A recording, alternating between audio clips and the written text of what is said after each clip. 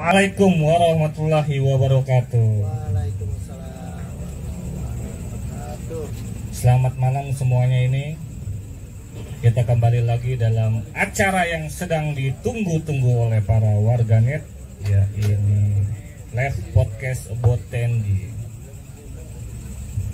Di malam yang cerah ini saya kedatangan tamu spesial nih, yang juga sebetulnya banyak dicari-cari nih, tapi yang nyari nih orang yang nyari kerja. Yang nyari juga orang nyari kerja gitu. Dengan Kepala Dinas Ketenagakerjaan Kota Tangerang, Bapak Ujang Hendra Gunawan. Aplaus semuanya ya buat Narsum. Selamat malam Pak. Assalamualaikum warahmatullahi wabarakatuh. Waalaikumsalam warahmatullahi wabarakatuh. Oke. Di malam ini sebetulnya kita ada dua. Beliau juga penggagas Raperda Pemberdayaan Tenaga Kerja Lokal, Ade Yunus. Ini belum lama ini juga emang dari Kang Ade Yunus ini yang biasa akrab disapa Kang Aye menggelar demo nih Pak Kadis nih. Sempat menggelar demo terkait soal pencari kerja ini. Oke. Sekarang kita mulai aja. Malam ini dalam tema pengangguran di kota industri. Saya mau nanya dulu nih sama Pak Kadis, bagaimana nih diksi dari judul ini, dari tema ini? Kayaknya menarik ya, pengangguran di kota industri, sama kayak kita lagi kelaparan di lumbung padi gitu. Coba bisa jelaskan. Terima kasih nih buat Kang Dika ya. Jadi memang sebenarnya sih kalau bicara katanya nggak aneh-aneh amat sih gitu ya. Di negara yang katanya sangat sejahtera aja ya, yang namanya Amerika, kasus pengangguran juga jadi isu yang kuat.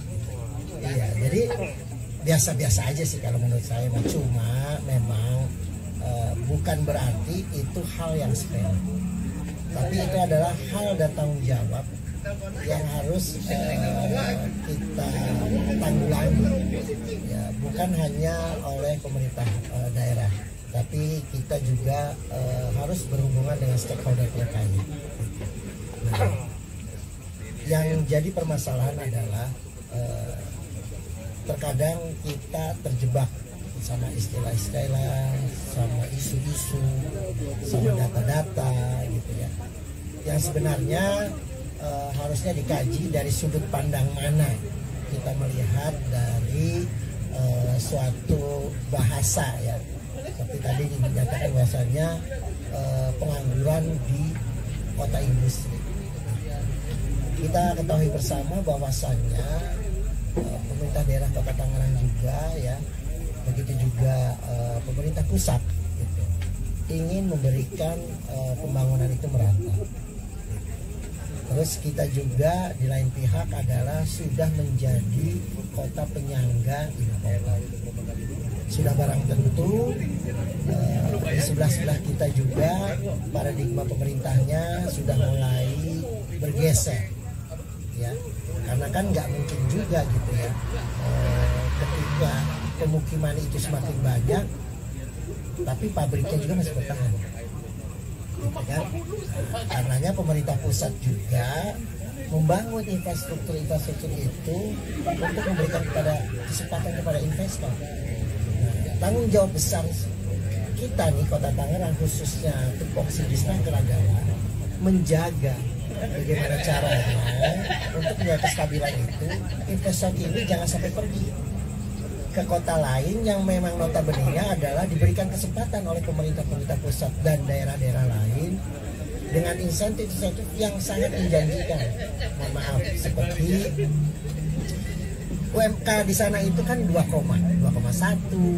ada yang mungkin di bawah 2 juta, di kita sudah 4, ya, maksudnya di sana tuh di mana gitu, lebih spesifik? Ya kayak seperti daerah Jawa Tengah gitu, seperti Sukabumi, yang infrastrukturnya sudah dibangun.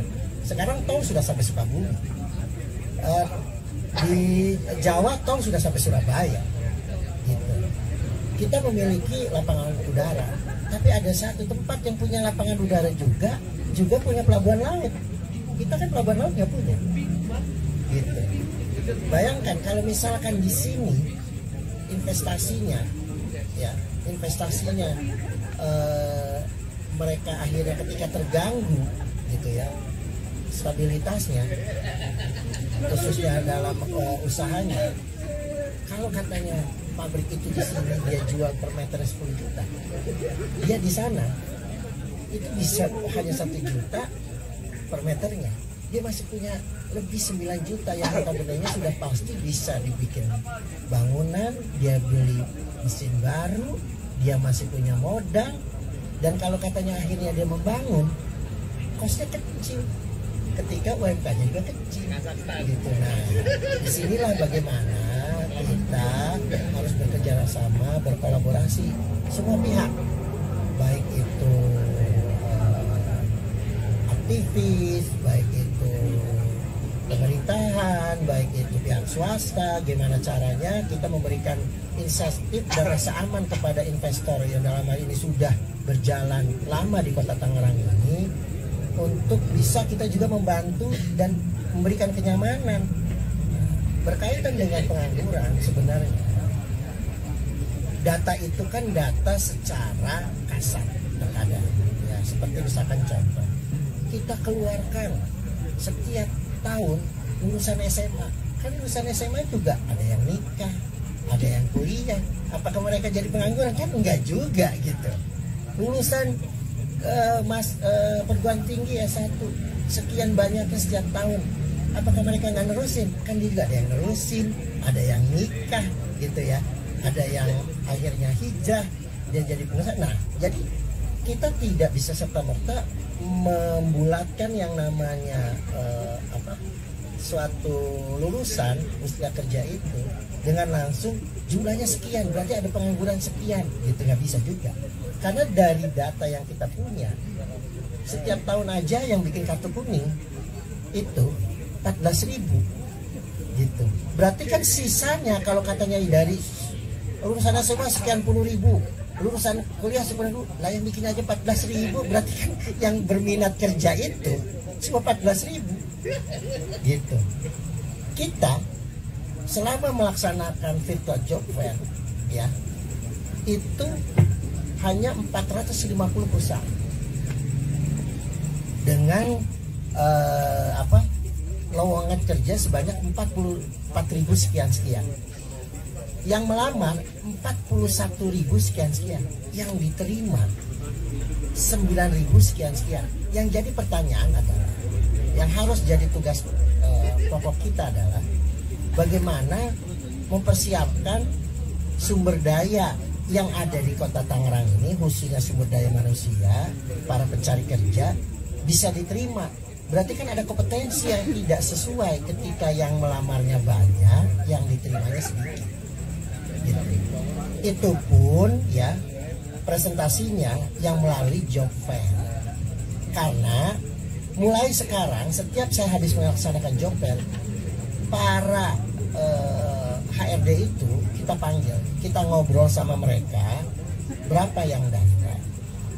Kemarin kita langsung panggil, kita ketemu sama mereka, kita menyampaikan bagaimana nih biar muatan lokal lebih banyak diterima.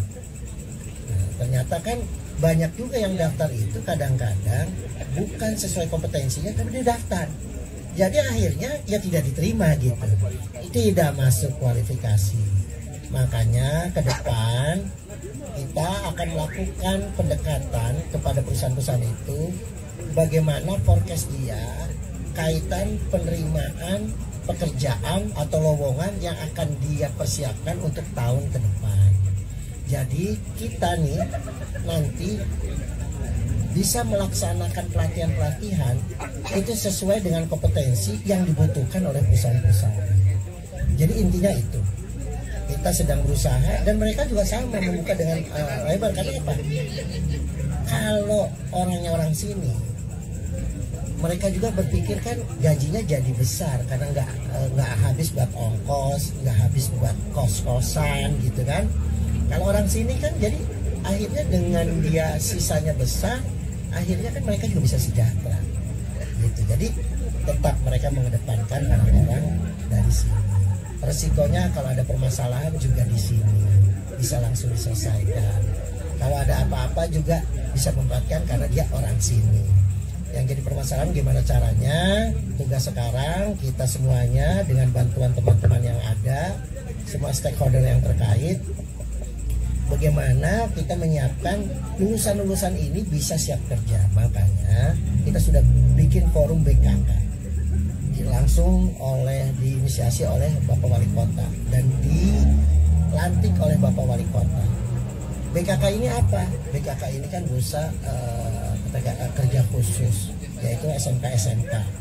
Kita sudah bekerja sama dengan BKK untuk berkaitan dengan pemagangan-pemagangan yang ada di beberapa perusahaan. Nah, mereka sudah jalan. Bahkan ada BKK yang hanya mengandalkan lulusan-lulusannya, dia sudah bisa melaksanakan job fair secara mandiri. Kita juga sudah sekarang ini mencoba menyalurkan program daripada beberapa kaum difabel, ya, disabilitas. Walaupun hanya baru segelintir perusahaan lah yang memang dia menerima. Kita laksanakan itu. Kita juga sekarang diinisiasi oleh Bapak Wali Kota juga ya, melaksanakan penempatan bagi warga yang memang benar-benar sangat tidak mampu. Jadi kita coba menawarkan kepada beberapa perusahaan ini, ada yang kompetensinya memang rendah, bisa nggak kita salurkan? Mereka menerima, ada beberapa perusahaan yang menerima, tapi dengan syarat ketentuan yang sangat ketat. Karena memang karena apa? Salah satu yang jitu untuk memberantas kemiskinan itu adalah dengan memberikan sumber pendapatan, yaitu apa? Ada yang kerja di situ gitu. Jadi kalau mereka bisa kerja, ya udah. Kemungkinan kemiskinan itu di keluarga itu sudah tuntas. Nah, bayangkan kalau katanya kita bisa membantu secara keseluruhan, paripurna, nah, dengan segala keterbatasan yang sumber daya dan sumber daya macam-macam ya, baik manusianya maupun materinya. Nah, kalau kita bisa bersinergi dengan swasta, dengan stakeholder yang lain, dengan juga mempertimbangkan antara kemampuan dan kebutuhan bahasanya. Kita kan juga tidak bisa memaksakan kebutuhan kita ke mereka kalau memang kemampuannya juga terbatas. Jadi itu saja yang bisa saya sampaikan untuk saudara ini. Oke, terima kasih. Aplaus untuk Pak Kadis ya. Saya menikmati diskusi ini. Saya yang baru pertama kali bertemu beliau ya. Ternyata jawabannya diplomatis juga. Bagus nih kan untuk jadi politisi nih. Menarik. Oke, narsum kedua ya, Kang Ade Yunus sudah hadir ya. Kang Ade. Tadi juga sebelumnya sudah kita sampaikan ya, beliau sebagai koordinator jaringan Nurani Rakyat dan juga penggagas Raperda Pemberdayaan Tenaga Kerja Lokal gitu kan. Awalnya kita ini Kang Ade izin, tema ini pengangguran di kota industri. Tadi Pak Kadis sudah menjelaskan. Awalnya menurut saya singkat doang gitu kan. Bagian tadi padahal ditanya bagaimana diksi nih penggunaan kata ini, tapi jawabannya panjang juga ternyata ya. Tapi masih awal nih, kita baru pemanasan. Ya. Coba sekarang, sambil nunggu ya boleh. Ini diplomatis banget ini benar-benar. Kang Ade coba, pengangguran di kota industri. Anda sebagai penggagas Raperda Pemberdayaan Tenaga Kerja Lokal juga ya. Ini kayak apa ya, paradoks ya. Kita kayak kelaparan di lumbung padi gitu dari awal saya sampaikan. Bagaimana? Terima kasih.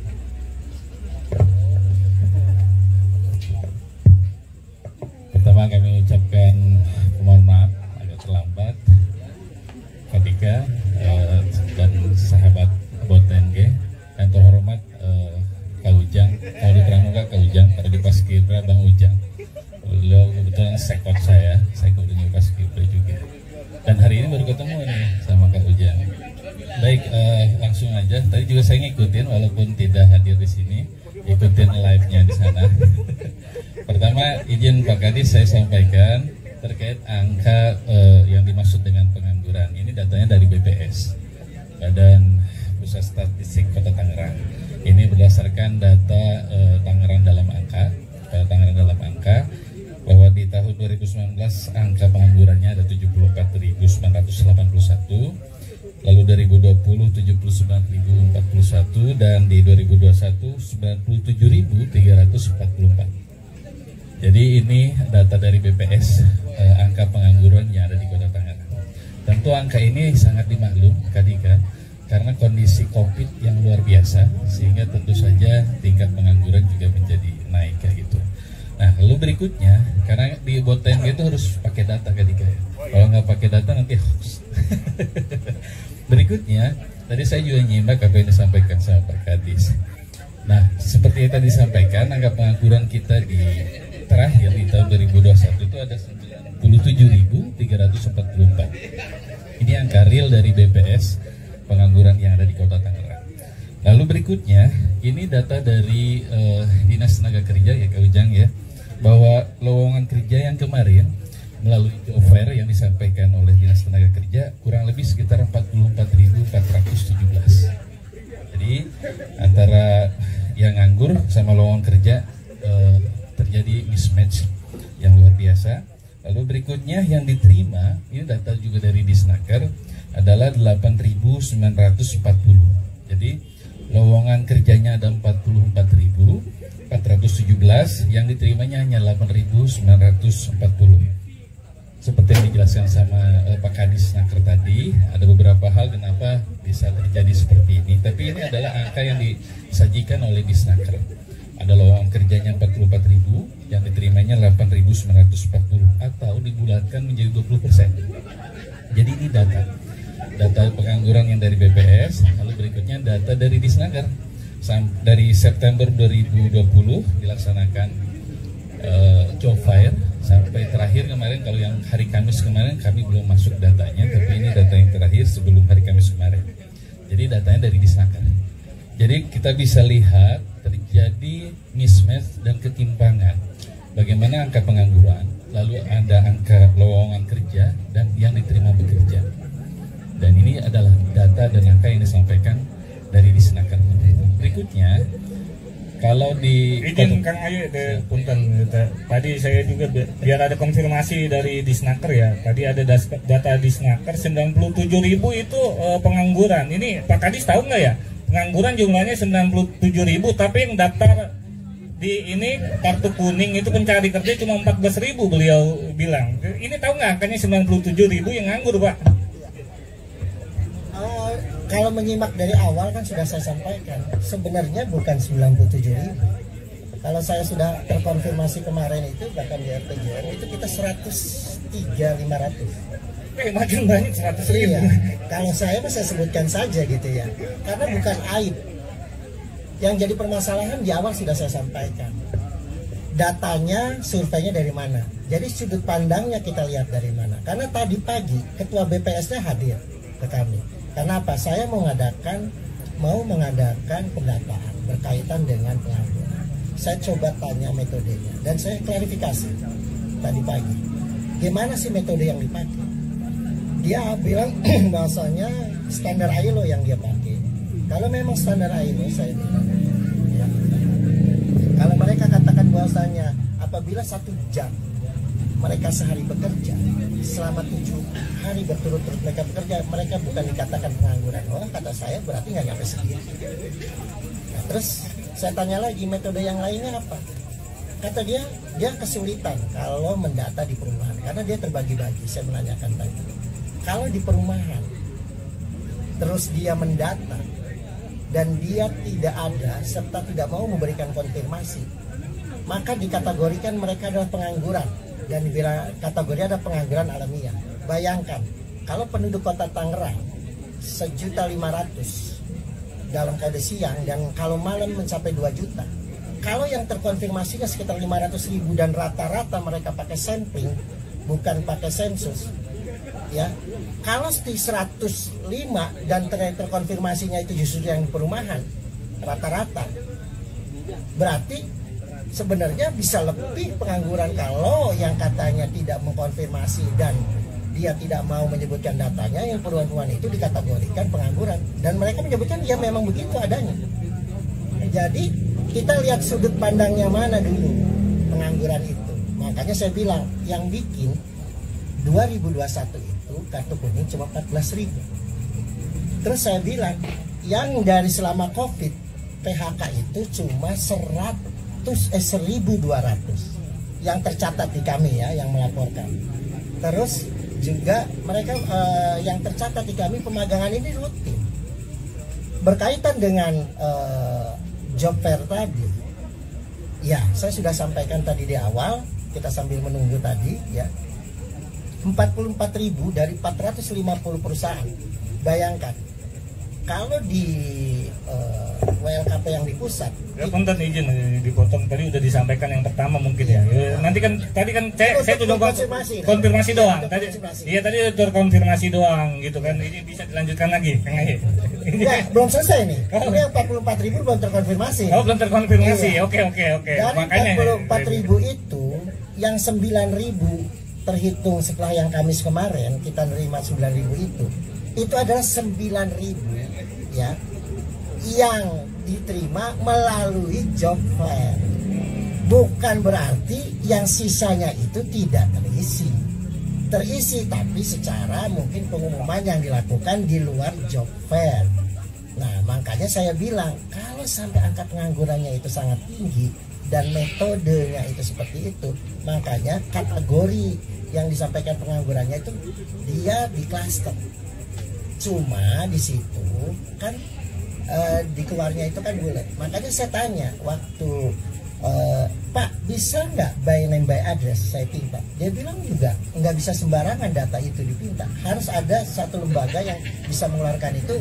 Jadi kita kalau minta data itu harus ke dia gitu. Nah ini juga buat PR kami, karena apa, dengan data pengangguran yang cukup besar ini sehingga Disna akan melakukan apapun, pekerjaan sesempurna apapun, tapi karena kinerjanya itu yang paling besar adalah nilainya adalah TPK, tingkat pengangguran terbuka, ya kita akan selalu terpuruk nilainya. Makanya kenapa saya ke depan itu akan melaksanakan pendataan sebagai pembanding, bukan untuk menyanggah atau mengklarifikasi dari validitas sebuah data, tapi hanya untuk mengcompare. Karena apa, ternyata mereka itu dari jumlah yang saya bilang tadi sekitar 103.500 itu adalah ada klasternya, kategori apa, pengangguran jenis apa, yang ternyata ada yang salah satunya dari indikatornya adalah pengangguran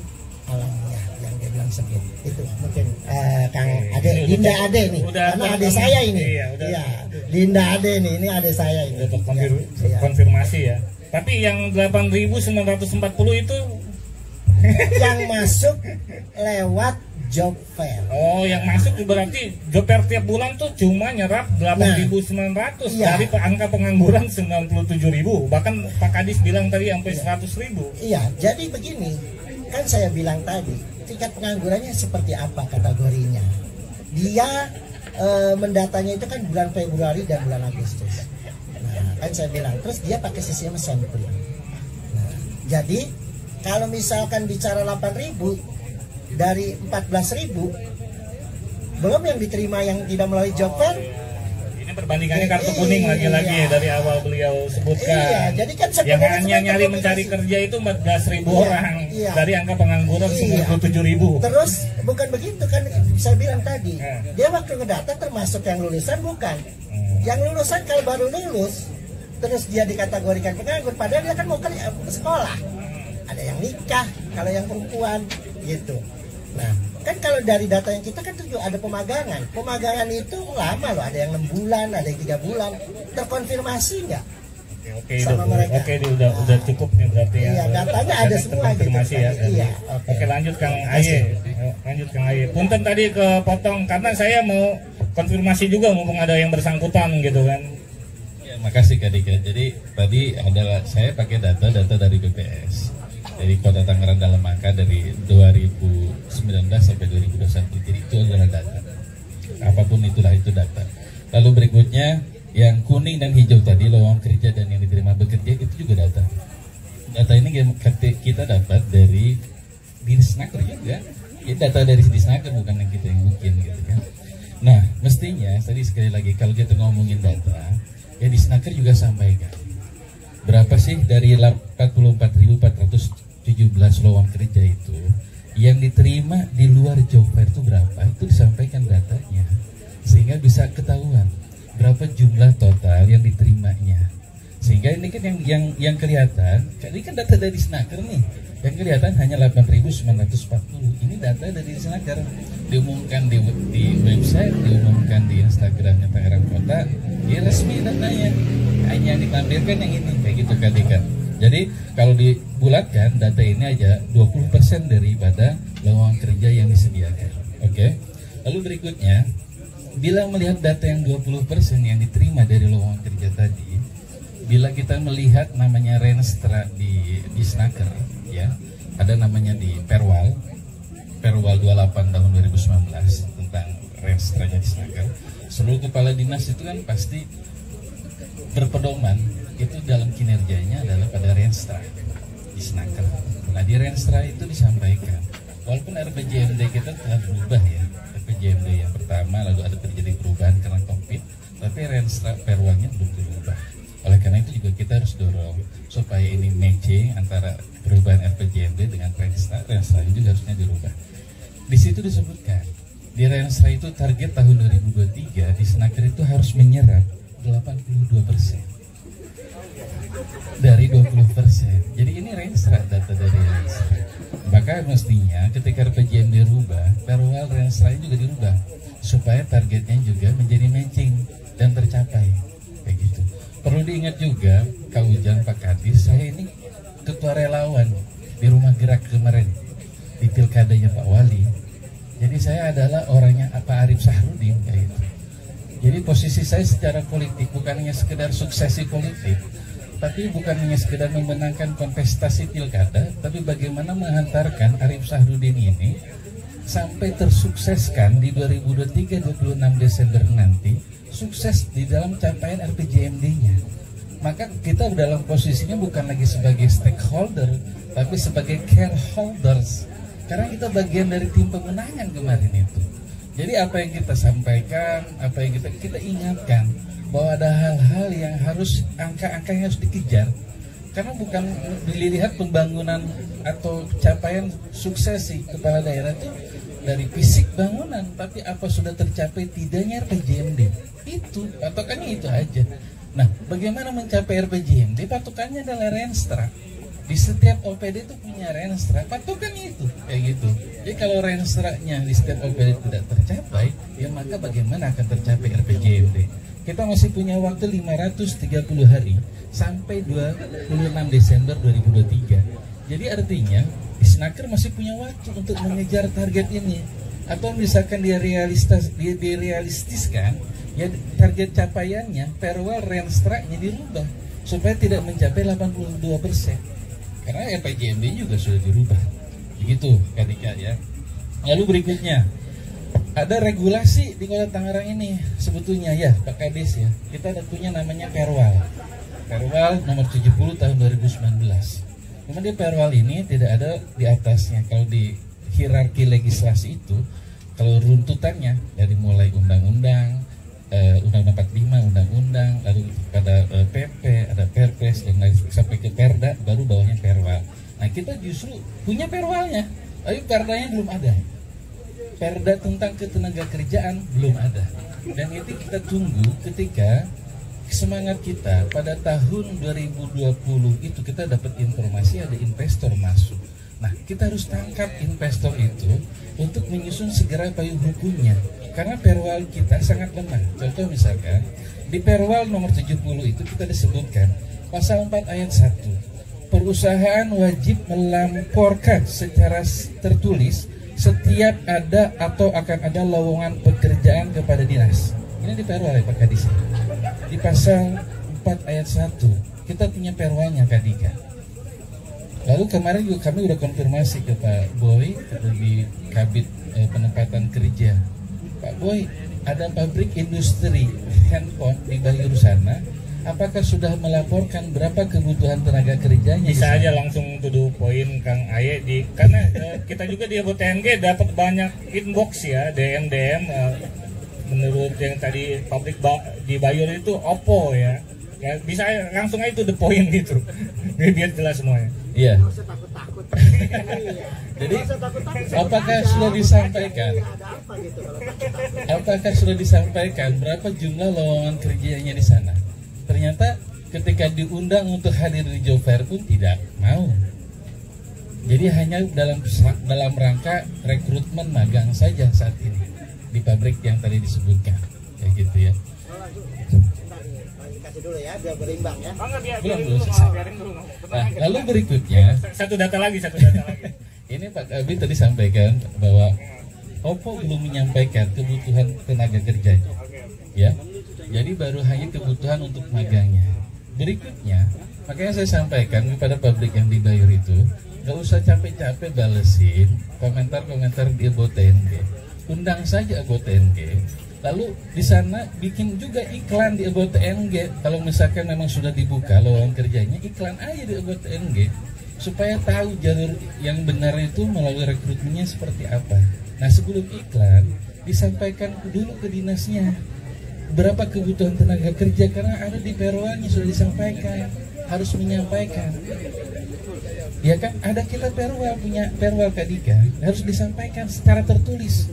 Kebutuhan tenaga kerja di pabrik itu, di industri itu harus disampaikan kepada dinas, wajib sifatnya menyampaikan. Pertanyaan kemarin kita sampaikan, sudah dilaporkan belum? Ternyata belum. Diundang job fair aja nggak mau, baru dalam program magang saja katanya. Berikutnya kawan-kawan, sahabat ABOTNG, muncullah iklan yang ada di Instagramnya.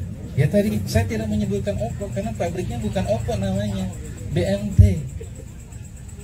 Ya, lalu muncul iklan rekrutmen kawan-kawan. Ada 2 yayasan, ada 2 outsourcing yang disiapkan sama dia, sama BMT. Jadi kalau misalkan kata BMT ini, kalau mau ngelamar yang resmi, hubungi kepada dua yayasan ini. Tercantum apa emailnya di sini, bagaimana sistem mekanismenya, syarat-syaratnya apa, ada di sini. Pertanyaannya, sudah lapor belum ke dinas? Berapa kebutuhan tenaga kerjanya? Begitu. Kadika begini, ada beberapa fase terhadap 5 menit lagi ya. Ya, terhadap BMT ini. Begini Kadika. Ketika proses pembangunan di sana, saya sangat tahu betul proses itu. Jadi yang kebayang saya ketika ada investor masuk adalah rasa syukur. Seperti yang disampaikan tadi sebelum saya hadir, Pak Kadis juga sampaikan, banyak investor yang sudah keluar dari kota Tangerang karena UMR di kita besar, sementara di daerah sana sangat kecil sekali, sehingga pada pindah ke sana. Lalu kita dapat kabar ada investor besar. Saya cek RT RW-nya bagaimana, sampai dirubah RT RW-nya, terjadi perubahan RT RW. Lalu bagaimana proses amdalnya? Kenapa? Karena saya yang bayangkan saat itu adalah adanya lowongan kerja, adanya kawan-kawan di sana yang bisa masuk ke dalam industri itu. Karena disampaikan oleh humasnya ada 8.000 karyawan. Bukan saya ngomong, rilis media yang ngomong. Disampaikan lewat rilis media, kebutuhan nanti industri ini ada 8.000. Bukan saya ngomong, humas ya. Nah 8.000 itu 2.000 adalah karyawan lama, 6.000 adalah karyawan baru. Walaupun itu bertahap, misalkan tahun ini butuhnya 1.000, tahun depan misalkan butuhnya 1.500 dan lain sebagainya. Ya apapun itu disampaikan kepada dinas, supaya dinas juga menyampaikan kebutuhan tenaga kerjanya dan juga tahu kayak begitu. Sampai pada pembangunan itu Kadika, saya harus mengesampingkan saya sebagai aktivis lingkungan. Kenapa? Karena terjadi perubahan RT RW di sana, juga terjadi perubahan alih fungsi. Dulu kan tuh daerah reservat, karena itu daerah hijau di sana, lalu diberi industri. Saya kesampingkan, saya tidak persoalkan itu, karena kebayang bagaimana lihat di pagarnya dekat sekali dengan sungai, garis padang sungainya seperti apa. Potensi-potensinya sangat luar biasa. Nanti ketika saya sampaikan dulu 10 tahun yang lalu Tamrin akan tenggelam, faktanya hari ini terjadi. Saya ngomongnya 10 tahun yang lalu, Dan maka saya sudah sampaikan sebelum pembangunan itu terjadi, daerah Bayur itu nanti akan tenggelam bila misalkan tidak terjadi pengaturan dalam rangka pengaturan banjir, IPL banjirnya nanti seperti apa. Tapi saya kesampingkan karena saya punya harapan bahwa kawan-kawan di sana bisa masuk ke sana. Itu Kadika. Karena ini baru awal nih. Ada hak jawab Pak Kadis mau untuk cover both set ya. Terima kasih nih. Saya juga bersyukur sih nih ada Dinda saya nih ya, yang awalnya memang concern di lingkungan hidup jadi ngebantu nih. Iya, jadi ngebantu, nggak tahu juga nih yang bikin tertariknya apa gitu ya ke tenaga kerjaan. Karena juga kita kalau ngambil data apa jadi jangan kayak ayat buat teroris gitu ya. Datanya enggak cuma diambil yang buat kepentingan kita doang gitu ya, tapi harus dibaca secara utuh. Jadi bukan untuk mendoktrinasi atau mendogma seseorang gitu ya. Jadi seperti tadi yang disampaikan 8.000 misalkan kita 8.000 itu kalau operasionalnya sudah secara keseluruhan ya. Terus juga bicara katanya tadi kata data yang menyampaikan nggak sinkron, itu kan sudah saya sampaikan tadi. Betul, saya juga bawa datanya. Yang 8.000 itu yang diterima lewat job fair. Karena yang ditanyanya, yang dilaporkannya adalah kegiatan job fair. Tapi kalau secara keseluruhan kan sudah saya sampaikan. Begitu juga saya terima kasih nih, jadi saya dibantu nih sama Kang Ade nih ya, Dinda Ade lah. Jadi bahwasanya betul, cuma kan yang dipergunakan data itu adalah pada RPJM itu BPS, kita nggak bisa merubah data BPS gitu. Makanya saya bilang, saya kerja apapun ya, bayangin kalau kita penganggurannya 103.500 suruh 82%, berapa ribu tuh setahun? Emang perusahaan rima tuh? Ada perusahaannya yang rima sebulan misalkan 20.000, 30.000. Sederhananya gini. Sebentar dulu, kan saya juga tadi nggak ini. Tunggu dulu aja, santai aja. Ada waktunya gitu. Jadi nggak bisa seperti itu, ya. Jadi nggak bisa seperti itu. Gitu. Saya mah sangat terima kasih sekali gitu. Jadi datanya itu kan saya bilang kalau penganggurannya di klaster, berarti kan saya ini nanti ini ke depan Kang Ade, ini kan sama Kang Ade udah disampaikan. Data pengangguran sudah dikesampingkan, itu data BPS, udah itu kesampingkan. Kita ingin konfirmasi kenapa? Enggak dulu sebentar, ini kan data-data tadi dikeluarkan. Saya mau jawab per data kan nggak boleh. Ntar dulu satu-satu. Iya, nanti kan ya udah dijawab. Makanya saya bilang kan tadi dijawab satu-satu. Itu data yang dari kita versi Jopet, ini datanya saya bawa juga. Saya mah persis. Jadi ngapain saya mendebat datanya? Orang datanya juga sama. Iya, bukan dari web, dari kita juga. Iya, kita juga data, sama kok persis. Saya saya nggak menyanggah datanya. Termasuk juga yang data-data disampaikan itu saya nggak menyanggah. Makanya saya bilang saya tidak akan menyanggah data-datanya, tapi saya bilang saya juga akan saya sampaikan tadi, kalau memang seperti yang disampaikan BPS tadi siang itu ke saya, bahwasanya ternyata ada yang namanya pengangguran alamiah, kita juga akhirnya bisa mengambil data itu nanti sesuai dengan arahan dari BPS, kan akhirnya nantinya di-compare. Oh ternyata kalau yang ini bukan kategori pengangguran yang termasuk dalam kategori tingkat pengangguran terbuka, berarti nanti kita bisa sampaikan ke Bapeda, kita bisa sampaikan ketika evaluasi sakit ke inspektorat ini loh. Ternyata kita mah masuknya ini, oh kita nyampe. Jadi yang tadi Dinda Ade sampaikan bahwasannya jadi kinerja wali kota dan wakil wali kota itu tercapai, ya itu tadi dengan ya saya bilang membaca sesuatu utuh. Datanya pengangguran ini penganggurannya bagaimana? Nah makanya kan tadi BPS tadi pagi datang ke saya, kebetulan langsung ketua BPS-nya. Jadi ternyata ketika mensurvei itu ada kategori yang kalau di perumahan dianya tidak ada dan tidak mau dikatakan dianya nggak ada nih. Terus ternyata dia bekerja di luar, dia tidak menyampaikan, tetap dikategorikan pengangguran, namanya pengangguran alamiah. Nah padahal dia kerja. Nah makanya kan kalau sudah di klase-klase itu, oh ternyata kita cuma mencapainya segini, oh ternyata kita tuh sebenarnya sampai. Nanti kita bisa sampaikan ke Bapeda, kita sampaikan di inspektorat. Jadi nilai-nilai yang tadi target itu 82%-nya dari jumlah berapa? Bener nggak? Dari jumlah berapa?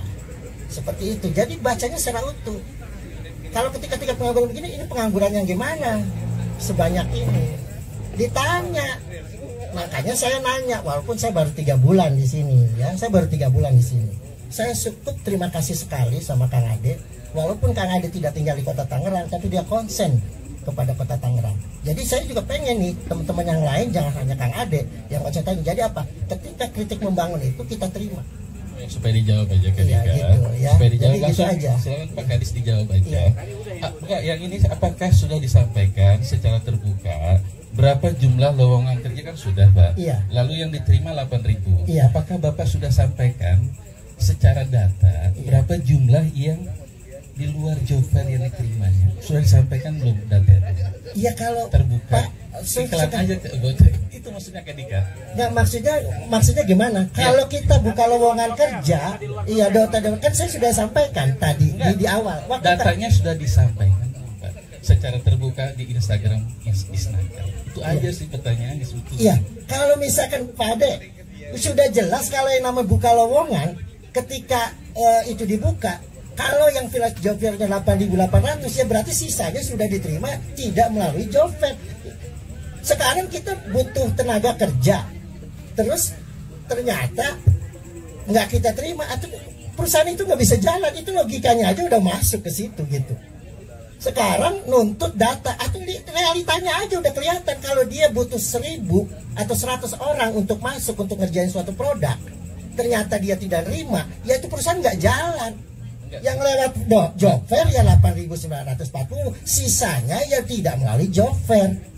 Ya maksud saya sederhana Pak, disampaikan saja. Ya udah tersampaikan dengan sendirinya, kalaupun nggak sampai berarti sisanya tidak melalui job Ya, fair. itu maksud saya disampaikan datanya. Yang tidak melalui job fair adalah sisanya. Kan itu sebetulnya sederhana aja. Lah nggak usah dijawab juga, udah saya sampaikan di muka. Makanya saya pertanyakan Pak Ade, katanya tadi ngedengerin. Sebelum Pak Ade datang sudah saya sampaikan sisanya itu adalah tidak melalui job fair. Bukan dari Pak Kadis, saya ingin sampaikan bahwa ditayangkan Pak di Instagramnya di Snaker Pak, bukan Pak Kadis. Oh Pak Ade mau ditayangkan, ya udah langsung saya tayangkan, besok langsung saya tayangkan. Ini sebetulnya soal komunikasi aja ya, soal komunikasi aja. Nggak usah ribet-ribet. Tapi ada yang lebih isu strategis tadi belum dijawab juga, atau misalnya ada di ini tadi soal tadi, padahal warganet tuh nyebutnya Oppo loh, padahal bukan. Oh BMT, ini bagaimana soal AMDAL atau lingkungan apa? Oh bukan. Berapa jumlah sudah dilaporkan? Ya, jadi begini Pak, kalau yang PKWT yang dikontrak dia melaporkan, gitu. Ya jadi data yang disampaikan kemarin saya sebelum kesini saya menanyakan, sebenarnya Oppo selama ini report Pak, gitu. Datanya berapa? 1.600 sekian pekerjanya. Nah sekarang diributin, dia dipaksa sudah orang dari 1.600 saja, yang magangnya itu 200 lebih. Jadi Oppo itu nanti bukan hanya bikin rencananya dia ya, kalau saya juga ngobrol banyak itu, karena saya juga mohon izin, Oppo ini magnetnya sangat besar, karena di awal dia bilang 8.000, jadi 8.000 itu kalau mereka beroperasional secara keseluruhan. Sekarang dia itu kemarin melaporkan ke kita bahwasanya sudah tidak melaksanakan shift 3 karena penjualannya sedang menurun. Jadi dari 1.600 aja dia kemarin sudah ngurangin lagi, yang magangnya sekitar 200-an lebih. Dia lapor ke kita gitu.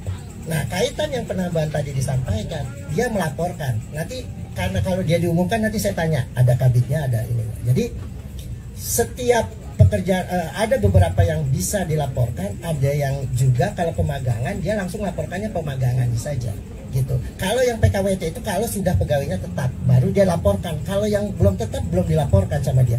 Jadi yang wajib dilaporkannya itu sesuai yang tadi disampaikan, mana Kang itunya dulu Kang, apa tadi perwalnya. Jadi nanti mereka yang memang sudah tetap. Pemagangan juga dilaporkan berapa nerimanya, bahkan untuk OPPO itu pemagangannya di atas tesnya di kita di Disnaker gitu, ada gitu ya di Disnaker gitu. Iya, saya bawa perwalnya Pak Kadis. Di pasal 4, perusahaan wajib melaporkan secara tertulis setiap akan ada lowongan pekerjaan. Itu perwal bunyinya seperti itu. Jadi bukan setelah nanti sudah ada PKWT baru dilaporkan. Ini bunyi perwalnya, begitu mau buka lowongan pekerjaan, perusahaan itu wajib melaporkan. Apa yang dilaporkan? Di ayat 2-nya, 1, jumlah tenaga kerja yang dibutuhkan, lalu berikutnya jenis pekerjaan dan syarat-syaratnya, sampai kepada huruf G. Ini perwal kan? Jadi perwal bunyinya harus menyampaikan dulu kepada dinas berapa jumlah kebutuhan tenaga kerjanya. Nah, ketika ditanya apakah sudah laporkan, baru laporkan PKWT. Tapi berapa kebutuhan yang akan dibutuhkan, apakah sudah disampaikan? Saya konfirmasi kepada Pak Kabin bahwa baru magang saja. Tapi BMT sudah mengumumkan, dia buka secara terbuka, sudah ada rekrutmen kepada 2 yayasan, yaitu Yayasan Bijak atau apalah outsourcing ke Bijak dan SOS. Jadi ini kan sudah disampaikan secara terbuka. Apakah sudah disampaikan laporan bahwa dia akan menerima lowongan pekerjaan itu kepada Disnaker? Itu aja. Lalu berikutnya Pak Kadis, kita tidak pernah mengatakan kita memaksakan 8.000 tenaga kerja, bukan kita yang ngomong. Humas OPPO atau Humas BMT tahun 2020 saat mau ngebangun itu bilang nanti itu akan ada kebutuhan 8.000 tenaga kerja, bukan kita yang ngomong. Dan kita juga nggak maksain buat 8.000 aja dorong, enggak. Ini yang ngomong tadi udah dijawab Pak Kadis juga, udah dikonfirmasi karena itu belum menyeluruh, belum secara komprehensif operasionalnya, udah dijawab tadi berkali-kali. Nanti berkutat di situ aja diskusinya kan. Kita babak kedua nih, ini baru babak pertama udah panas nih, babak belur ini. Ya, ini kita babak kedua sesi 2 ini daripada warganet nih. Keluh kesahnya kita bacain dari Ega. Mau mengkritik agak lumayan sakit nih. Seharusnya dari Dinas Ketenaga Kerja harus lebih banyak ke lapangan.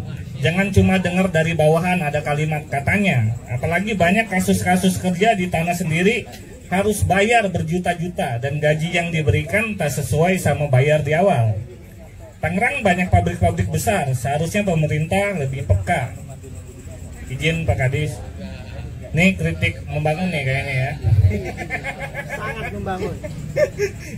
Yang kedua, kita juga punya komentar nih dari netizen atas nama Alia. Harus pakai admin atau nyogok, harus ada yang bawa orang dalam. Kalau nggak ada nggak bakalan dijamin masuk. Cari uang harus keluar uang di Tangerangku. Itu sudah biasa dan lumrah. Calo-calo industri berkeliaran tanpa batas. Dan semua kalau kita lihat dari mayoritas itu tadi Kang Ayi sudah sampaikan, harus yayasan, harus bayar, kerja bayar di kota industri. Lucu nih. Pak Kadis ini gimana, walaupun 3 bulan mungkin ada dengar-dengar dari belakang-belakang gitu, izin. Ya bukan itu lagi ya. Emang di About Tangerang ini udah dari tahun berapa tuh itu udah isu seperti itu. Yang jadi permasalahannya ya hayo kita. Kitanya jangan mau bayar gitu kan, lucu. Emang ketika maaf ya, kan itu kan berarti ada transaksional dan dia tahu kenapa nggak dilaporin gitu. Karena apa? Jujur saja itu adalah tugas berat dari Disnaker. Jujur ya, tugas berat dari Disnaker. Khususnya ya itu bukan apa ya. Jadi memang sudah, mungkin Kang Aye tahu lah ya, Kang Aye ya, bahwasanya fenomena itu kan terjadi tuh di lingkungan sekitar perusahaan-perusahaan dimanapun gitu. Nah itu ada tugas besar kita. Tapi di lain pihak sekarang pengawasan itu bukan ada di kita, Kang Aye. Kita sudah ditarik ke provinsi tuh Kang. Jadi kita itu tugasnya sudah hampir mungkin 60% Kang Aye. Jadi kita itu sudah diambil alih ke provinsi gitu. Nah kita hanya bisa menyelesaikan apabila ada pengaduan Pak Kang Aye. Karena pengawasannya sudah ada ditarik ke provinsi gitu. Tapi bukan berarti kita diam. Bukan berarti kita diam. Kita tetap seperti baru-baru ini ya, ada laporan dari rekan-rekan juga, disampaikan ke Satpol, disampaikan ke kita langsung tindak. Tapi lewat Satpol PP gitu. Karena apa? Kewenangan pengawasan kita mah sudah ditarik ke provinsi. Akhirnya kita harus bekerja sama dengan yang memiliki tupoksi itu. Dengan yang pasal-pasal yang berkaitan dengan tupoksi yang kira-kira untuk pencegahan secara dini bisa kita lakukan. Gitu. Jadi terima kasih ini dari teman-teman, dan memang Kang Dika ya, pertanyaan itu sudah ada di Bot Tangerang lama gitu ya. Memang kita juga akan terus berusaha, kita juga akan terus menerima masukan dari seperti Kang Aye ini gitu. Bukan hanya dari Kang Aye saja, dari Bot Tangerangnya juga kita menginginkan masukan, dari teman-teman yang lain juga kita ingin masukan gitu ya. Karena apa?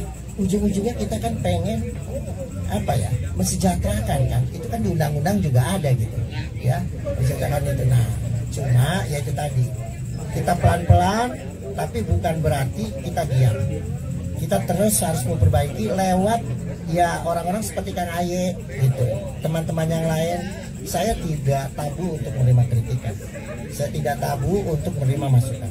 Kita tunggu masukan-masukan itu, karena kritik apapun itu adalah niatnya adalah ingin memberikan masukan, memberikan informasi, dan itu harus kita terima sebagai pelayan masyarakat. Itu saja sih. Terima kasih banyak Pak Kadis, bijak sekali jawabannya. Tapi nggak tahu ya oknumnya itu mau diapakan itu. Nggak tahu, padahal beliau tahu ada gitu kan. Karena emang kewenangannya tupoksi bukan di sana ya. Iya. Untuk Kang Aye, untuk ya, jadi saya kasih solusi aja. Oppo sudah melaporkan terkait dengan kebutuhan PKWT tadi 1.600. Jadi sebetulnya dari awal supaya tidak ribut juga di komentar-komentar anggota ini, Oppo dan Disnaker duduk bareng, bikin live video atau apa bareng sama anggota lebih bagus kayak gitu. Nah nanti akan dilakukan. Itu sebetulnya Disnaker sudah sampaikan bahwa kebutuhan lowongan kerjanya ini, syarat-syaratnya apa gitu. Tahun ini sementara 1.600 dulu ya, tahun berikutnya 500 dulu ya, tahun berikutnya lagi itu ya. Maksud saya itu supaya, karena statement itu 8.000 itu bukan dari kita, tapi tadi itu dari Humas. Itu maksud saya, solusinya adalah sampaikan secara terbuka berapa kebutuhannya dan bagaimana dia akan melamar pekerjaan itu, supaya tadi menghalau atau mencegah terjadinya praktek-praktek percaroan. Oleh karena itu Kak Dika, seperti yang disampaikan sama Pak Kadis tadi, sebagai warga Kota Tangerang, saya berKTP Kota Tangerang, seperti yang Pak Kadis tadi sampaikan, saya orang Cibodas, dan saya memberikan solusi, yaitu berupa Raperda. Jadi saya sebagai warga Kota Tangerang yang mencintai, saya sampai bahas ini 6 bulan bersama kawan-kawan di akademisi untuk menyusun Raperda. Walaupun ketika setiap musrenbang, kawan-kawan juga sering menanyakan apakah sudah ada Raperda tentang ketenagakerjaan. Dulu tuh kita minta naskah akademiknya seperti apa, lalu sampai mana. Karena namanya Raperda, kalau bisa bicara ketenagakerjaan tidak boleh ngomongin presentasi, karena presentasi nanti bahasa di Perwa. Kalau ngomongin presentasi atau angka-angka muncul di Perda, udah pasti nanti ditolak sama Mendagri, sama di provinsi juga pasti ditolak. Oleh karena itu, bunyi di Raperda yang kita sampaikan adalah mengutamakan masyarakat lokal sekitar. Itu sih poinnya di Raperda yang kita susun 63 pasal ini Kak Dika. Jadi kita kasih solusi. Jadi bukan hanya kritik ngomongin data, juga kritik sekedar omongan, tapi secara konseptual ini draft Raperdanya. Kita sudah sampaikan ke DPRD, juga sudah sampaikan kepada Pak Kabid, di Disnaker kita sudah sampaikan juga draft Raperda ini Kak Dika. Nah persoalan apakah nanti sudah ada Raperda yang disusun oleh Dinas Ketenagakerjaan, ya tinggal di mismatch aja mana yang baik kayak gitu kan. Ini juga pembahasannya kan masih di provinsi, belum juga dibahas di DPRD kayak gitu. Yang disampaikan oleh eksekutif itu kan Raperda Tenaga Kerjaan, sementara usulan kami lebih spesifik, yaitu tentang pemberdayaan tenaga kerja lokal. Jadi tinggal dicampur aja antara Raperda yang sedang akan dibahas dengan Raperda usulan kita, nanti tinggal dimasukkan.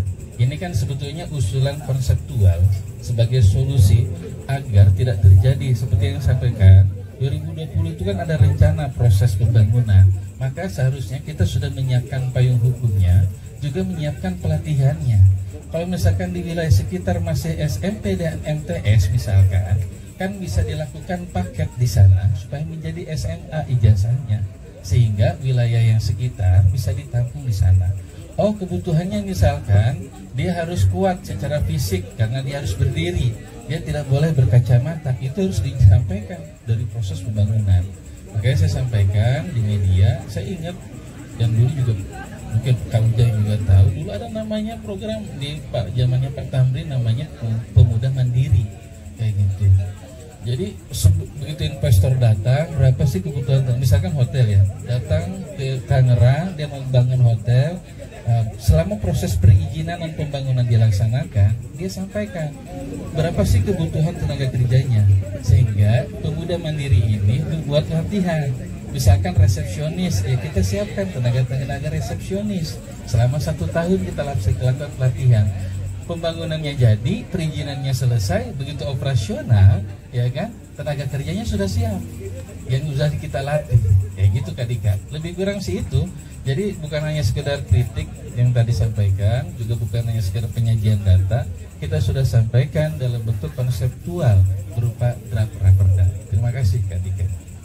Terima kasih banyak, itu ide masukan itu Pak Kadis dari Dinda Kang Aye. Waduh. Ini podcast menarik nih, ada rame lah gitu ya, podcast menarik. Iya oke. Padahal di belakangnya ngopi-ngopi. Kita sesi ketiga nih. Ini yang nonton, ini Pak Kadis, punten mohon izin, ada 37.000 orang nih di Press Kopi nih, luar biasa banget malam ini. Dan temanya pengangguran, emang ini apa ya? Perut masyarakat itu. Perut masyarakat. Oke, ini udah banyak yang mau nanya nih, udah ngangkat tangan dari atas ke atas. Ayo, boleh. Siapa yang nanya? Oh.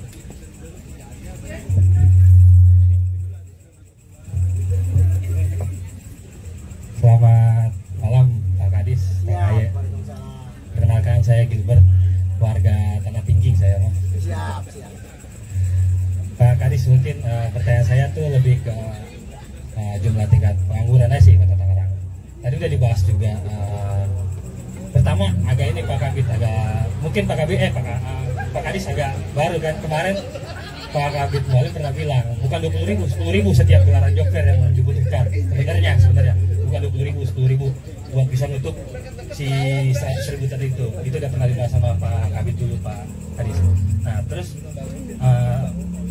di Snaker ini kan sering banget buka job fair. Kemarin ada job fair virtual, sebelumnya ada job fair tingkat kelurahan, ada juga balai latihan kerja, balai latihan kerja. Tapi saya lihat, saya mah baca-baca aja gitu kan. Saya lihat lowongan yang dibuka itu memang banyak Pak Kadis. Tapi dari sekian banyak lowongan yang diterima nggak maksimal gitu Pak Kadis, nggak maksimal. Contoh kemarin dari job fair tingkat kelurahan. Job fair tingkat kelurahan itu ada 52.475 lowongan, tapi yang diterima hanya 7.000.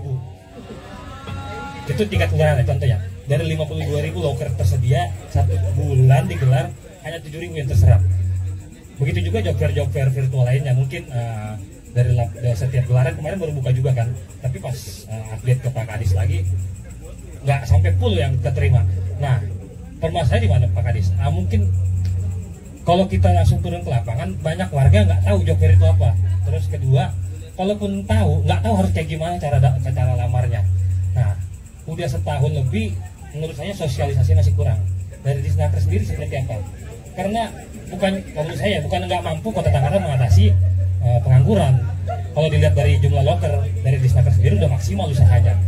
Tapi ketika kerja, ketika dimulai nggak maksimal itu dia. Ada gak dari Disnaker itu mungkin pola atau cara biar lebih turun? Pak Wali dulu ternyata sampai bilang bikin by name by address, saking mau rangkulnya nih pengangguran biar kerja. Tapi sepertinya dari Pak Wali bilang by name by address, toh nggak maksimal juga. Ada gak dari Disnaker seperti itu Pak Kadis? Sepertinya hanya sosialisasi dan ayo dong itu ke masyarakat yang kurang itu. Terima kasih. Selamat malam Mas Andika. Selamat malam Dek Gilbert. Ya, ada lagi yang mau bertanya? Wah, banyak banget nih. Kita satu lagi. Oke. Assalamualaikum warahmatullahi wabarakatuh. Selamat malam Kang Aye, Pak Kadis, Pak Ujang. Nama saya, akun saya Cah Banten, aslinya Aji Setia Negara. Follow saya ya di Twitter. Saya bukan anak IG Pak, tapi saya anak Twitter ini. Ini menarik pembahasan pengangguran di kota industri ini. Maka saya pakai kaos ini Pak Kadis nih kan. Mudah-mudahan ya menganggur di kota industri ya. Kira-kira begitu. Mudah-mudahan kita harapkan ke depan ya pengangguran ini bisa segera teratasi lah Pak Kadis ya. Yang ingin saya tanyakan juga bagaimana cara mengatasi pengangguran ini selain dengan cara tadi membuka loker gitu. Apakah ini sebuah solusi yang benar-benar program dari Kota Tangerang gitu. Sementara loker-loker ini kan kita tahu juga, apalagi mungkin kemarin imbas dari COVID banyak menambah jumlah pengangguran itu Pak Kadis. Kedua, sebenarnya di Kota Tangerang ini yang masuk pengangguran ini terbanyak atau di daerah-daerah mana saja Pak ya kan? Atau mungkin daerah industri barat atau selatan, kita nggak tahu nih publikasinya sejauh mana di tingkat pengangguran di Kota Tangerang ini. Mungkin itu saja Pak Kadis. Oh ya, tambahan Pak Kadis satu lagi lupa, pengawasan dari Disnaker sejauh ini personilnya banyak nggak Pak? SDM-nya nih Pak. Terima kasih banyak Pak. Assalamualaikum warahmatullahi wabarakatuh. Waalaikumsalam warahmatullahi wabarakatuh. Terima kasih dari Om Ajis. Ada dua pertanyaan nih. Yang pertama dari Mas Sam Gilbert Sandro. Beliau nanya, saya lebih mempersimpel aja. Padahal pertanyaan simpel sih. Joker itu sebagai peluru efektif nggak gitu buat ngituin itu? Tapi dia nanya banyak banget. Iya, simpel itu. Oke, Pak Kadis mau dijawab. Makasih nih sama Kang Gilbert ya. Jadi memang kita ini sudah berusaha semaksimal mungkin kaitan dengan program-program pengentasan pengangguran. Ya. Jadi memang job fair ini saya sudah evaluasi tuh, gitu ya. Dengan setiap kita kan baru 3 bulan tuh. Kemarin kita ngadain job fair tuh, yang bulan Mei ya Kang, berarti ya Kang. Mei. Jadi bulan Mei kita mengadakan, langsung dipanggil sama saya. Begitu selesai job fair saya panggil. Ini selama ini kalau yang sudah mereka lakukan pernah ikut job fair juga gitu. Permasalahannya gimana nih? Saya bilang, ada yang bisa dibantu nggak? Jujur saja saya bilang saya mengedepankan teman-teman yang ber-KTP Tangerang.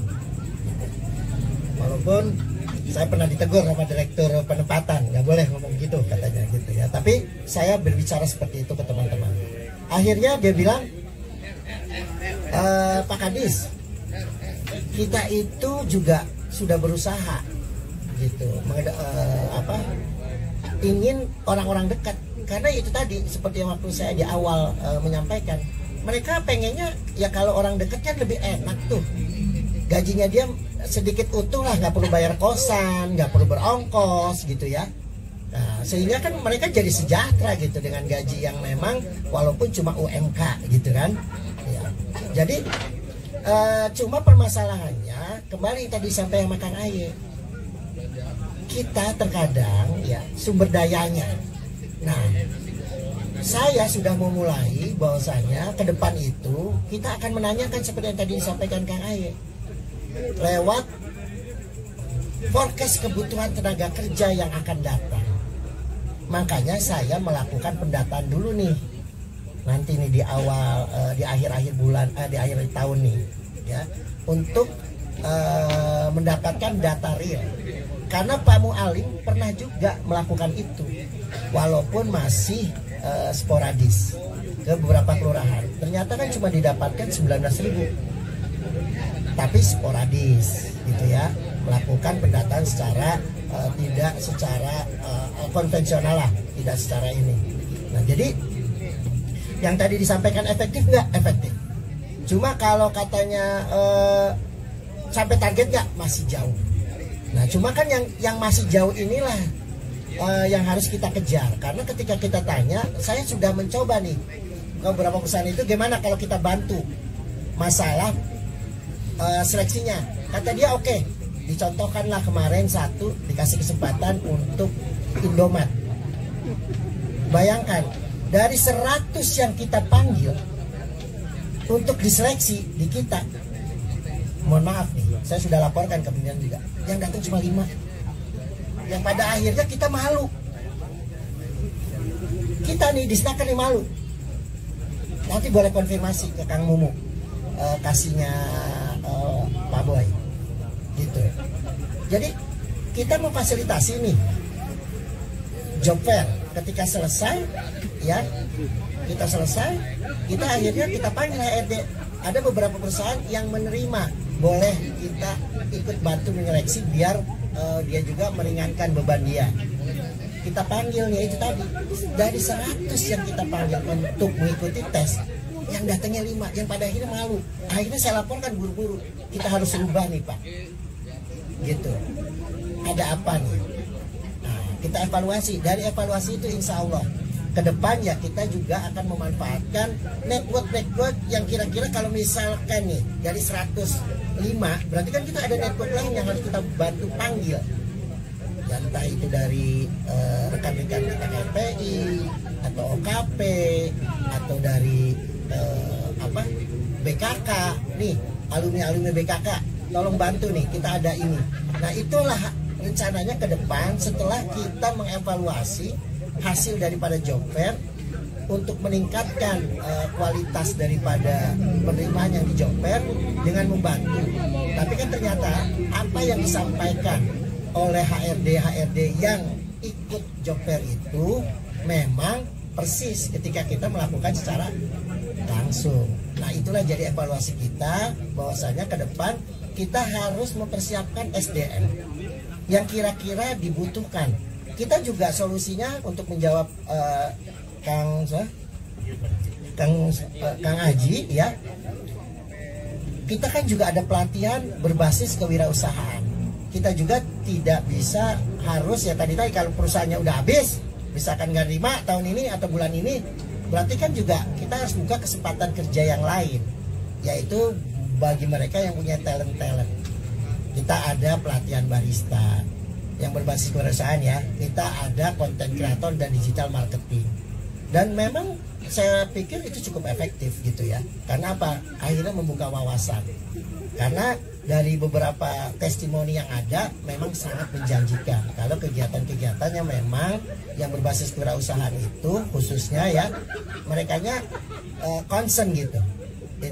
Jadi kita tidak hanya melakukan terobosan-terobosan yang tadi disampaikan, termasuk juga yang usulan dari Kang Aye itu kita sudah coba. Yang saya bilang, ketika orang yang sangat tidak mampu, yang program tadi disebutkan ya di awal, jadi yang buat program sangat tidak mampu, kita mendekati beberapa perusahaan nih, ada nih yang tidak kompetensinya sangat terbatas. Kira-kira perusahaan bisa nggak menerima dengan kompetensi sangat terbatas? Dan kita akan coba nih usulan dari Kang Aye itu. Kita mau mencoba, betul Kang Aye, kita sudah diperintahkan oleh pimpinan kita bahwasanya yuk coba di beberapa perusahaan yang memang berKTP Tangerang tapi ijazahnya belum mumpuni, dibantu dengan bekerja sama dengan istilahnya namanya sekolah kejar paket itu Kang Ade, nama ininya, nama lembaganya LKBM ya, PKBM.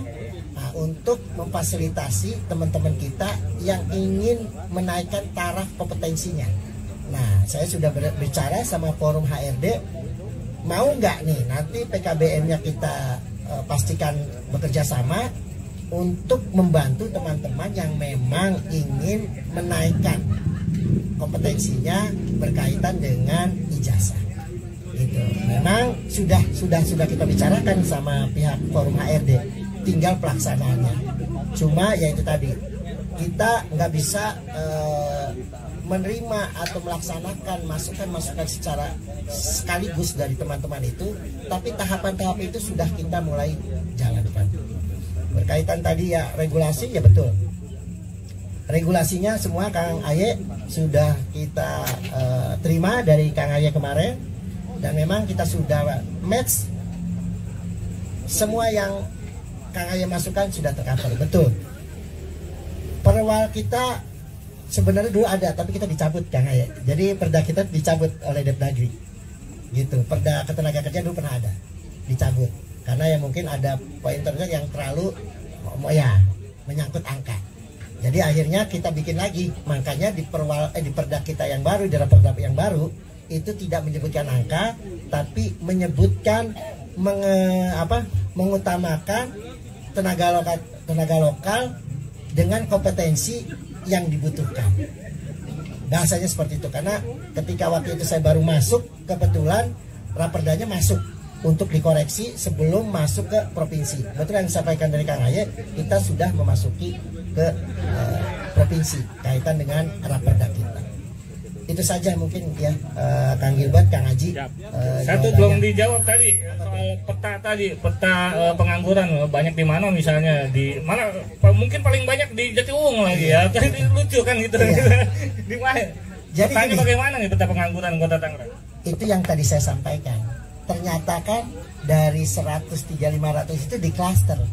Tapi dia tidak bisa memberikan kaitan dengan data itu, harus seizin ada lembaga yang boleh mengeluarkan. Jadi BPS itu menyampaikan di atas. Nah, itu akan kita pinta. Karena apa kalau enggak nih, saya bilang kalau misalkan sampai yang tadi disebutkan Kang Aye kaitan dengan data untuk RPJM nggak bakal nyampe, termasuk yang akan sebutkan tadi oleh Kang Aji, nggak bakal nyampe kalau 20.000. Ya iya betul. Kalau misalkan, karena angka yang dipasang itu angka dari BPS. Ternyata kan di BPS itu kan ada kategori-kategori pengangguran itu seperti yang saya sebutkan. Nah, itulah yang harus kita ambil, termasuk kalau data itu sudah kita ambil, apa yang disampaikan oleh Kang Aji, kita tahu nih apa yang terbesar tuh di daerah mana. Apa dari Disnaker nggak punya ini ya, internal ya untuk ngedata itu, jadi apa ya, kinerjanya itu pas. Ya misalnya di sini banyak pengangguran, oh kita fokus ke sana aja. Jadi kan kalau kerja kan nggak tutup mata gitu kan, ada data internal sendiri dari kan Disnaker. Kita saya bilang, saya baru mengadakan pendataan itu sekitar bulan Oktober, karena anggarannya memang disiapkan Oktober ya. Karena saya sudah di tengah nih, masuk. Saya pikir memang kita kalau pengen bekerja, kita pengen berkreasi, kita pengen berinovasi, dasarnya itu harus data. Itu dia. Jadi kalau datanya kita belum mumpuni, bagaimana saya mau bekerja?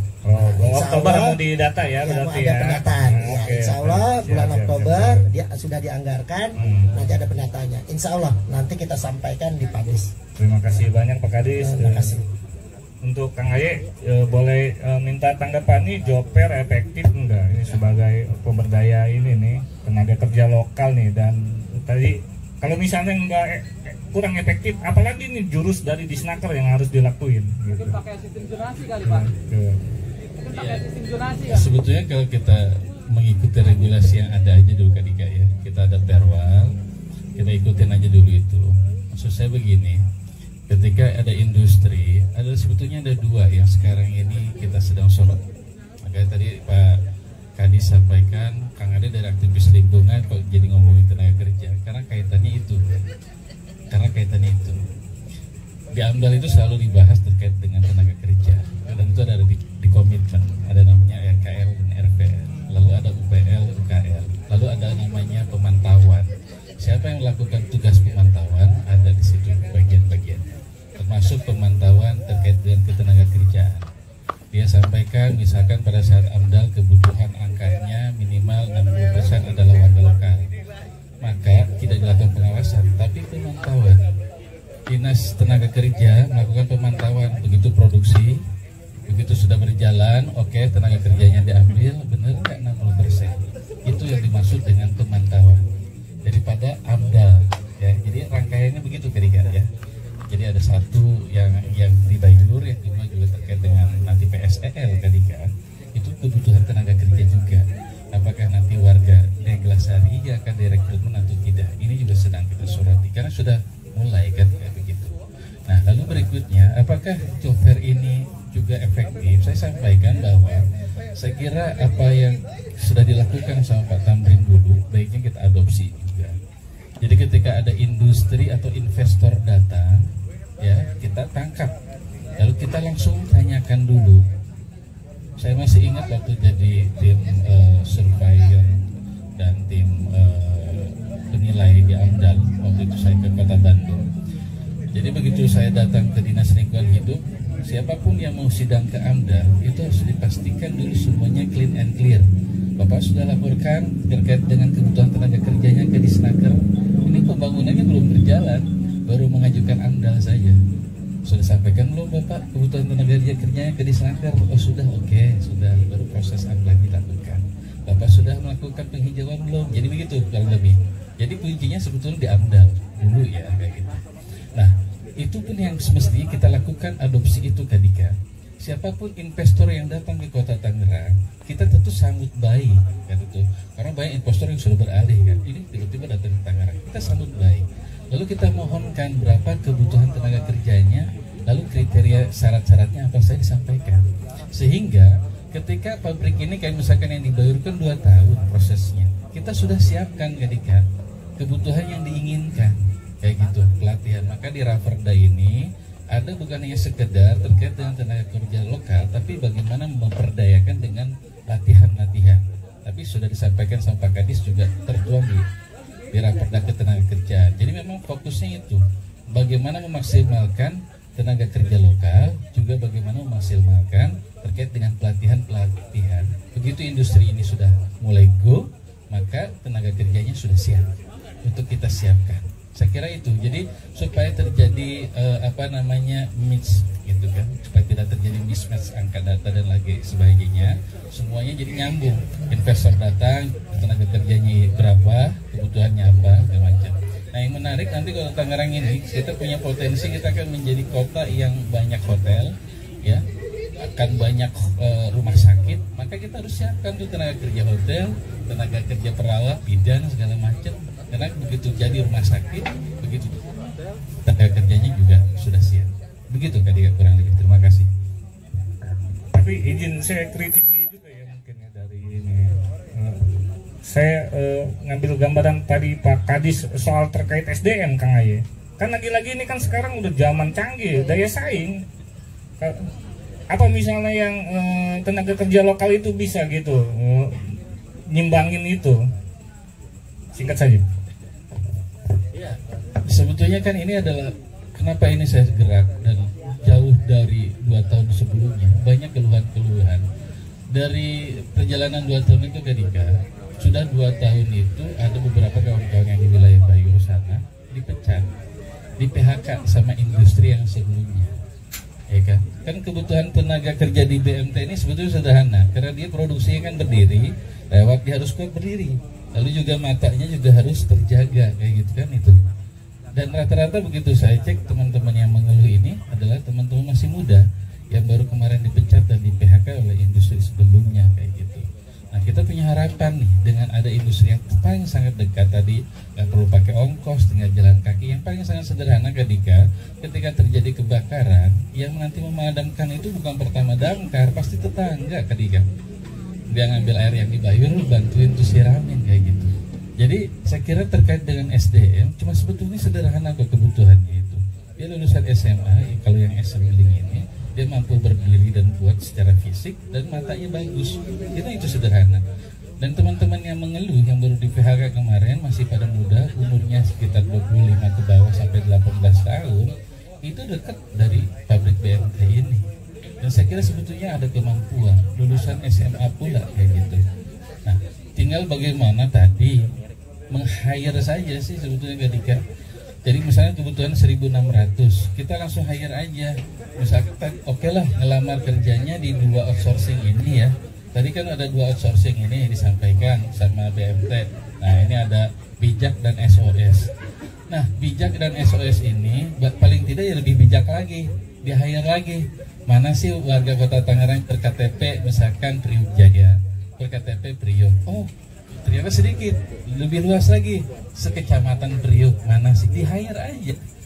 Enggak, dia nanti bisa sampaikan kepada Dinas Tenaga Kerja. Kita terima, ternyata adalah warga Bapak, warga Priuk yang sudah kita hire dan kemampuan untuk itu. Terima kasih Kadika. Oke, terima kasih banyak. Ini waktunya sudah larut ya. Kita bentar lagi mengakhiri acara diskusi yang agak panas ini nih. Terakhir nih, singkat 2 menit closing statement dari Kang Aye dulu. 2 menit ya. Baik, terima kasih. Kami sampaikan pertama bahwa posisi kita saat ini dan civil society adalah bukan lagi sebagai stakeholder tapi shareholder kan ya, sekali lagi saya sampaikan tujuan dan cita-cita kita bagaimana mencapai RPJMD suksesi kepala daerah sampai tanggal 26 Desember 2023 ini tercapai seluruh registranya RPJMD-nya. Itu satu. Lalu berikutnya adalah untuk mencapai itu maka harus juga regulasinya dirapikan, juga kehadiran pemerintah hadir di sana. Seperti yang saya sampaikan, sebetulnya hal sederhana keramaian yang terjadi itu duduk bersama antara industri yang tadi yang dimaksud yang dibayun dengan Disnaker, sampaikanlah secara terbuka supaya tidak terjadi keriuhan dan lain sebagainya Kadika. Atau beriklan saja di About TNG atau undang About TNG hadir ke sana, sampaikan kebutuhan.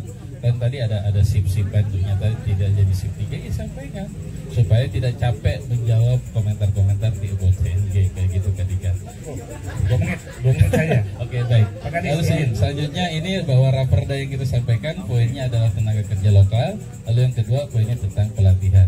Dan mudah-mudahan kita bisa terus dilibatkan sampai nanti jadi perda. Jadi kita cukup bukan hanya sekadar mengusulkan, tapi juga kita bisa dilibatkan dalam pembahasan-pembahasan sedang terbuka. Terima kasih Kadika. Pak Kadis, closing statement. Apa Kang Aye juga diajak? 2 menit tadi.